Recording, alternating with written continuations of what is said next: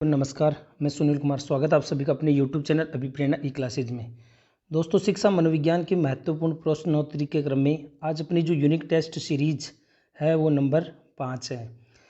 और ये जो शिक्षा मनोविज्ञान की जो प्रश्नोत्तरी आप सबके लिए महत्वपूर्ण होने का सबसे बड़ा कारण ये है कि इसमें जो क्वेश्चन शामिल किए गए वो आप सभी के लिए नए क्वेश्चन है, ताकि इन्हीं नए क्वेश्चनों के आधार पर हम अपना वास्तविक आकलन कर सकते हैं।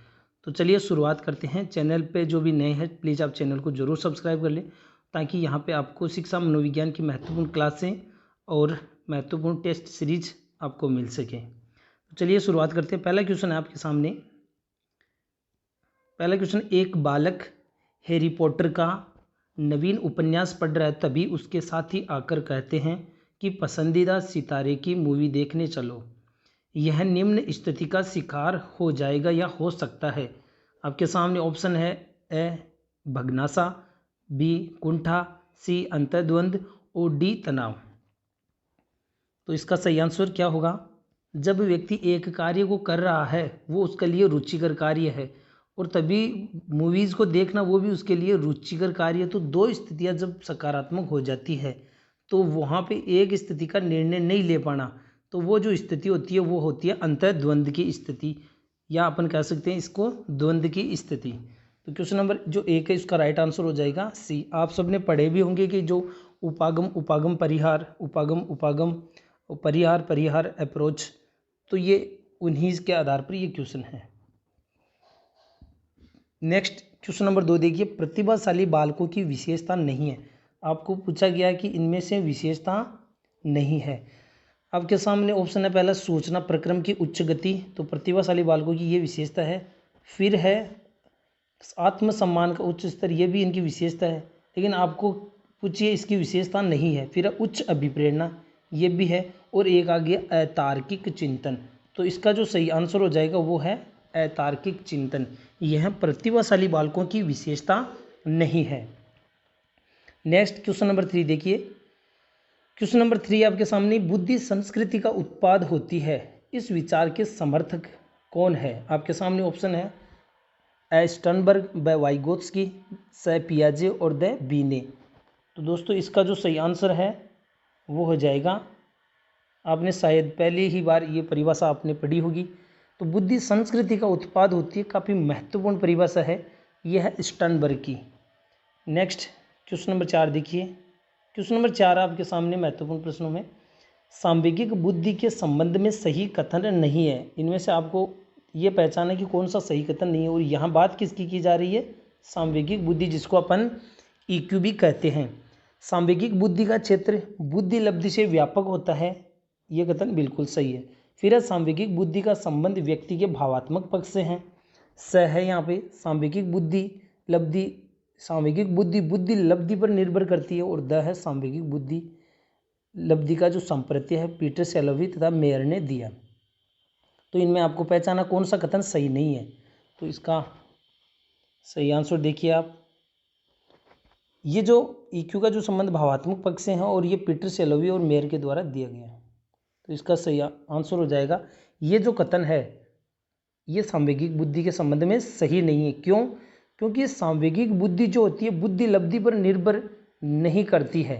वास्तव में जब ये यहाँ पे लिखा हुआ है सांवेगिक बुद्धि जो है बुद्धि लब्धि पर निर्भर करेगी, इसका मतलब तो ये हो जाता है कि अगर कोई व्यक्ति प्रतिभाशाली है तो वो निश्चित रूप से उसमें EQ अच्छा होगा, लेकिन ये सही नहीं है।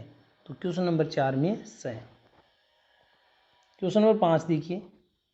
जीन पियाजे के अनुसार मौलिक चिंतन किस अवस्था की महत्वपूर्ण पहचान है? आपके सामने ऑप्शन है ए संवेदीपेशीय अवस्था, ब प्राक संक्रियात्मक अवस्था, स मूर्त संक्रियात्मक अवस्था और द औपचारिक संक्रियात्मक अवस्था। तो मौलिक चिंतन किस अवस्था की महत्वपूर्ण पहचान है? इसका सही आंसर हो जाएगा द औपचारिक संक्रियात्मक जो अवस्था है वो मौलिक चिंतन यानी खुद के मूल विचार प्रकट करने की जो अवस्था होती है, इसमें व्यक्ति अपनी कल्पना के आधार पर, अपने मौलिक विचारों के आधार पर अपनी बात रख सकता है, अमूर्त विचार कर सकता है। तो वो क्वेश्चन नंबर 5 में द हो जाएगा। क्वेश्चन नंबर 6 देखिए। बालक की धारणा का अधिगम पर प्रभाव पड़ता है, थांडाई का यह कौन सा नियम है? आपके सामने ऑप्शन है ए साहचर्य का नियम, ब प्रभाव का नियम, स मानसिक विन्यास का नियम और द आत्मीकरण का नियम। व्यक्ति की जो धारणा है, सोच है, उसका प्रभाव भी व्यक्ति के अधिगम पर पड़ता है। तो ये सोच को अपन सामान्यतः कह सकते हैं व्यक्ति की जो अभिवृत्ति है, जिसको अपन कह सकते हैं मनोदशा या मानसिक विन्यास की जो स्थिति है, बालक के अधिगम को प्रभावित करती है। यह थांडाई के गौण नियम पर आधारित है। नेक्स्ट क्वेश्चन नंबर 6 देखिए, क्वेश्चन नंबर 6 हो गया। क्वेश्चन नंबर 7 देखिए आप। क्वेश्चन नंबर 7 आपके सामने अधिगम को प्रभावित करने वाला कारक नहीं है। अधिगम को प्रभावित करने वाला कारक नहीं है। तो देखिए, अधिगम को प्रभावित करने वाला क्या परिपक्वता अधिगम को प्रभावित करती है? करती है तो अपरिपक्वता। क्या थकान भी अधिगम को प्रभावित करता है? बिल्कुल करता है। अभिक्षमता सीखने को प्रभावित करती है क्या? आपको ये समझना होगा कि अभिक्षमता क्या होती है, जिसको अपन कहते हैं एप्टीट्यूड, यानी ये व्यक्ति का एक जन्मजात कौशल। अगर किसी व्यक्ति में ये कौशल होगा किसी भी क्षेत्र में, जैसे अपन कह सकते हैं संगीत सीखने का एक जन्मजात कौशल, अभिक्षमता उस व्यक्ति में अच्छी है, तो वैसी स्थिति में व्यक्ति के अधिगम को वो चीज़ प्रभावित करेगी, वो आसानी से अधिगम कर सकेगा। लेकिन अगर उसमें ये चीज़ नहीं है तो वो अधिगम को प्रभावित दूसरे रूप में करेंगे। यहाँ पे व्यक्ति का जो शारीरिक गठन है, उसकी जो बनावट है, उसका अधिगम पर कोई प्रभाव नहीं पड़ता है। तो क्वेश्चन नंबर जो 7 है उसका सही आंसर हो जाएगा द। क्वेश्चन नंबर जो 8 है, अब आगे देखिए क्वेश्चन नंबर 8। तो क्वेश्चन नंबर 7 जो उसमें क्या हो जाएगा द। क्वेश्चन नंबर 8 देखिए आप। एक बालक की किसी अध्यापक तथा विद्यालय के वातावरण को लेकर कुछ कटु स्मृतियाँ या तीखे अनुभव अथवा अध्यापक तथा विद्यालय का नाम तक भूल जाता है। व्यक्ति उनका नाम तक भूल जाता है। तो अपन कह सकते हैं ये जो समायोजन की कौन सी रक्षात्मक युक्ति है?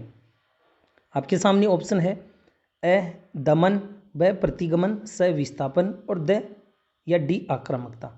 आपके क्वेश्चन को ध्यान से समझिए। एक बालक किसी अध्यापक तथा विद्यालय के वातावरण को लेकर कुछ कटु स्मृतियाँ, जो पहले की घटनाएं हैं या जो कड़वे जो अनुभव है, अथवा अध्यापक, तो वो क्या है, व्यक्ति उन विद्यालय का या उन अध्यापकों का नाम तक भूल जाता है। समायोजन की यह रक्षात्मक युक्ति, यानी ऐसे लोगों की जो स्मृतियाँ वो उनको याद भी नहीं रखना चाहता, तो वो स्थिति रक्षात्मक युक्ति कौन सी कहलाएगी? तो इसके अंतर्गत तो इसमें क्या हो जाएगा, इसका जो सही आंसर हो जाएगा वह है दमन। यानी व्यक्ति अपनी अचेतन मन में जो घटनाएं हैं, जो वर्तमान बालक की जो चेतन मन में आ रही हैं कटु स्मृतियां हैं, उनको व्यक्ति अचेतन मन में धकेल देता है, यानी व्यक्ति भूल जाता है। तो वो जो भूलने की जो स्थिति है वो कहलाती है दमन। नेक्स्ट क्वेश्चन नंबर 9 देखिए। क्वेश्चन नंबर 9 है वात, पित्त और कफ, ये वर्गीकरण किस आधार पर है? आपके सामने ऑप्शन है अ वेद के आधार पर, ब कर्म के आधार पर, स आयुर्वेद के आधार पर और द है प्रवृत्ति के आधार पर। तो ये इसका सही आंसर हो जाएगा, ये आयुर्वेद के आधार पर वात, पित्त और कफ जो व्यक्तित्व का वर्गीकरण बताया गया है। नेक्स्ट क्वेश्चन नंबर 10 देखिए। विकास की किस अवस्था में बालक के व्यक्तित्व का स्वरूप स्पष्ट रूप से प्रकट हो जाता है? कौन सी अवस्था है जिसमें बालक अंतर्मुखी टाइप का है या बहिर्मुखी टाइप का है, ये बात स्पष्ट हो जाती है? तो इसका आंसर देखिए अ शैशवावस्था, ब पूर्व बाल्यावस्था, स उत्तर बाल्यावस्था और द किशोरावस्था। तो इसका सही आंसर हो जाएगा उत्तर बाल्यावस्था का जो समय है, उत्तर बाल्यावस्था का जो समय है, कितना समय है इसमें? शैशवावस्था का तो 2 वर्ष तक आ जाता है, इसमें 2 से लेकर 6 वर्ष, और इसमें आ जाता है उत्तर बाल्यावस्था में 6 से 12 वर्ष। तो 6 से 12 वर्ष का जो समय है वो किसी भी व्यक्ति के व्यक्तित्व की स्पष्ट स्वरूप प्रकट हो जाता है इस अवस्था में कि कोई बालक अंतर्मुखी टाइप का है या बहिर्मुखी टाइप का। तो question number 10 complete. Next question number 11 देखिए। क्षणिक संवेग एवं दोहराने की प्रवृत्ति किस अवस्था की महत्वपूर्ण पहचान है? क्षणिक संवेग, आपकी संवेग जो होते हैं समय समय पर बदल जाते हैं, और दोहराने की जो प्रवृत्ति किस अवस्था की महत्वपूर्ण पहचान है? आपके सामने ऑप्शन है शैशवावस्था, ब बाल्यावस्था, स उत्तर किशोरावस्था और द पूर्व किशोरावस्था।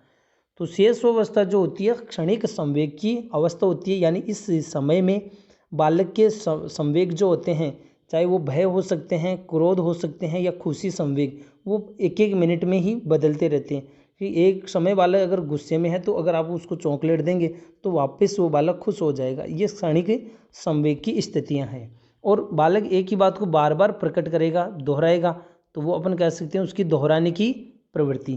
तो क्वेश्चन नंबर जो 11 है उसका सही आंसर हो जाएगा ए। क्वेश्चन नंबर 12 देखिए, अभिवृद्धि एवं विकास के संबंध में असत्य कथन है। अभिवृद्धि एवं विकास के संबंध में आपको देखना है कौन सा कथन गलत है। अभिवृद्धि में व्यक्तिगत भेद नहीं पाए जाते हैं। बी, विकास की गति एवं दर में भिन्नता होती है। स, विकास क्रम में असमानता नहीं होती है। और द है, विकास शब्द का संबंध केवल मात्रात्मक पक्ष से नहीं है। तो असत्य कथन पहचानना है। विकास की गति एवं दर में भिन्नता होती है, ये कथन सही है। यहाँ पे विकास क्रम में असमानता नहीं होती है, क्योंकि सबका विकास एक ही क्रम में होता है कि पहले शेषावस्था, उसके बाद बाल्यावस्था और उसके बाद में किशोरावस्था। फिर है यहाँ पे विकास शब्द का संबंध केवल मात्रात्मक पक्ष से नहीं है, तो ये कथन भी सही है। मात्रात्मक पक्ष से नहीं है बल्कि क्या है, गुणात्मक पक्ष से भी है। तो इसके अंतर्गत ये कथन भी सही हो गया। तो अब बच्चा आपके सामने ऑप्शन ए, अभिवृद्धि में व्यक्तिगत भेद नहीं पाए जाते हैं। अभिवृद्धि का मतलब व्यक्ति के जो शारीरिक गठन, बनावट है, स्ट्रक्चर है, ठीक है, अंगों में भार है, ये चीज़ अभिवृद्धि कहलाती है। और अभिवृद्धि को हम प्रत्यक्ष रूप से माप सकते हैं, देख सकते हैं। तो अभिवृद्धि में तो क्या होता है, व्यक्तिगत रूप से भेद देखने को ही मिलते हैं। विकास में भी व्यक्तिगत रूप से भेद देखने को मिलते हैं, विकास की जिसे अपन गति कह सकते हैं। लेकिन विकास का जो क्रम होता है वो सबका समान होता है। सबको ही शेषावस्था, बाल्यावस्था और किशोरावस्था के क्रम से निकलना होता है। तो इसके अंतर्गत असत्य कथन है। क्वेश्चन नंबर 13 देखिए आप, किशोरावस्था में बालक अधिकांश अपने ही रूप पर मोहित हो जाता है। फ्राइड ने इस भावना को क्या कहा। ए, मूल प्रवृत्ति, ब, नार्सिसिज्म, स, आकर्षण और द, भ्रम। तो इसका जो सही आंसर हो जाएगा वो है नार्सिज्म, स्वमोह अपन जिसको कह सकते हैं। नेक्स्ट क्वेश्चन नंबर 14 देखिए, बच्चों के संज्ञानात्मक विकास को सबसे अच्छे तरीके से कहाँ परिभाषित किया जा सकता है। यहाँ पे देखिए आपके सामने ऑप्शन है। ए, खेल के मैदान में, ब, घर में, स, विद्यालय एवं कक्षा में और द, ऑडिटोरियम में। देखते हैं इसका आंसर आप क्या बताते हैं। इसका जो सही आंसर है, सबसे पहली बात है आंसर देने से पहले आप ये देखिए कि कौन से पक्ष की बात की जा रही है। तो वो पक्ष है संज्ञानात्मक पक्ष। बालक का केवल संज्ञानात्मक पक्ष का सबसे अच्छा विकास हो सकता है तो वो हो सकता है विद्यालय एवं कक्षा में। लेकिन अगर बालक के सर्वांगीण विकास के दृष्टिकोण से देखा जाए तो आपको वहाँ पे क्या बताना है, खेल का मैदान। लेकिन यहाँ आपको सिर्फ और सिर्फ संज्ञानात्मक कॉग्निटिव डेवलपमेंट से संबंधित आपको क्वेश्चन पूछा गया है। तो बौद्धिक पक्ष का जो विकास है यहाँ उसके लिए विद्यालय एवं कक्षा का जो ऑप्शन है वो सही रहेगा। क्वेश्चन नंबर 15 देखिए, निम्नलिखित में से किस पुनर्बलन शेड्यूल में पुनर्बलन सबसे कम पूर्वानुमान या पूर्वानुमेय होता है, यानी सबसे कम हमें पहले से पता नहीं होता है। ऐसी कौन सी अनुसूची है जिसमें हमें कब क्या मिलेगा इसका हमें बिल्कुल भी पता नहीं होता है। क्वेश्चन की लैंग्वेज ही है। अगर क्वेश्चन की लैंग्वेज आपने समझ ली है तो उसका आंसर भी आप दे सकते हैं। ए, स्थिर अनुपात अनुसूची, अंतराल अनुसूची, ब, स्थिर अनुपात अनुसूची, स, चर अनुपात अनुसूची और द, चर अंतराल अनुसूची। तो इसका जो सही आंसर हो जाएगा चर अनुपात अनुसूची जो है वो सबसे कम, इसके अंतर्गत सबसे कम पूर्वानुमान होता है, यानी कब हमें कितनी अनुक्रिया पे पुनर्बलन मिलेगा इसका हमें कोई पूर्वानुमान नहीं होता है।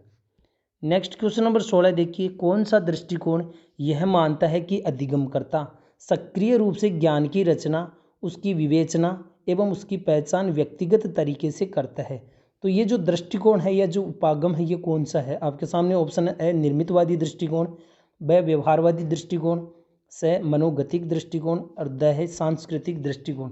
तो ये जो क्वेश्चन है उसका सही आंसर हो जाएगा निर्मितवादी दृष्टिकोण, जिसको अपन रचनावादी दृष्टिकोण या कंस्ट्रक्टिव अप्रोच भी अपन कह सकते हैं। क्वेश्चन नंबर 17 देखिए, निर्मितवाद के संबंध में कौन सा कथन गलत है। निर्मितवाद के संबंध में आपको गलत कथन देखना, इसमें 3 सही है और 1 गलत है। पहला ऑप्शन है, ज्ञान का संचरण अनिवार्य रूप से शिक्षक के द्वारा किया जाता है। बी, नवीन ज्ञान का सृजन पूर्व ज्ञान के आधार पर होता है, कथन सही है। अधिगमकर्ता ज्ञान का सृजन कर सकता है, बिल्कुल ये भी सही है। अधिगमकर्ता अधिगम के लिए स्वयं सक्रिय एवं उत्तरदायी होता है, ये कथन सही है। तो यहाँ पे आपके सामने फिर बचा ऑप्शन ये, यानी ज्ञान का जो संचरण है अनिवार्य रूप से शिक्षक के द्वारा किया जाता है, ये कथन गलत है। निर्मितवाद के अंतर जो NCF 2005 है उसमें इसको रिकमेंड किया गया है कि बालक स्वयं अपने अनुभवों के माध्यम से ज्ञान का निर्माण कर सकते हैं, या बालक इतने सक्षम होते हैं कि वे स्वयं ज्ञान का निर्माण कर सकते हैं। तो इसमें ए ऑप्शन हो जाए। क्वेश्चन नंबर 18 देखिए, आपको पूछा गया कि विद्यार्थी कौन सा चर है। ए आश्रित चर, ब स्वतंत्र चर, स नियंत्रित चर और द उपरोक्त सभी। तो विद्यार्थी जो होता है सीखने के लिए दूसरों पर आश्रित होता है, इसलिए यहाँ पे इसका सही आ जाएगा आश्रित चर। और जो शिक्षक होता है वो स्वतंत्र चर होता है। स्वतंत्र चर में जोड़ तोड़ होती है जिसका प्रभाव आश्रित चर पर पड़ता है। क्वेश्चन नंबर 19 देखिए कि हम जो कुछ करते हैं वही व्यक्तित्व है। यह परिभाषा किसकी है। वॉटसन, ब वॉलपोर्ट, से गिलफोर्ड और द केटल। हम जो कुछ करते हैं जो वस्तुनिष्ठ रूप से देखा जा सकता है व्यवहारवाद की अवधारणा के अंतर्गत आता है। तो हम जो कुछ करते हैं वो वही व्यक्तित्व है, जो देखा जा सके वही व्यक्तित्व है। तो ये चीज़ है वॉटसन की। और अंतिम अपना जो क्वेश्चन है क्वेश्चन नंबर 20, हिप्पोक्रेटिस के अनुसार उत्साही, खुश मिजाज व आशावादी कौन से द्रव्य की प्रधानता वाले व्यक्ति की पहचान है। तो यहाँ पे देखिए उत्साही खुश मिजाज की बात की जा रही है, तो आपके सामने ऑप्शन है काला पित्त, ब पीला पित्त, स कफ द्रव्य और द है रक्त द्रव्य की प्रधानता। तो इसका जो सही आ जाए आंसर हो जाएगा वो है रक्त द्रव्य की जिनमें प्रधानता होती है उनमें उत्साही, खुश मिजाज एवं आशावादी द्रव्य की जो ये गुण उनमें देखने को मिलते हैं। तो ये अपनी आज की टेस्ट सीरीज थी। कितने नंबर आपके बन रहे हैं कमेंट करके ज़रूर बताएं, और टेस्ट सीरीज कैसी लगी। अगर आपको अच्छी लगी तो ज़रूर आप अपने दोस्तों तक शेयर करें और चैनल को आप प्लीज़ ज़रूर सब्सक्राइब करें। धन्यवाद।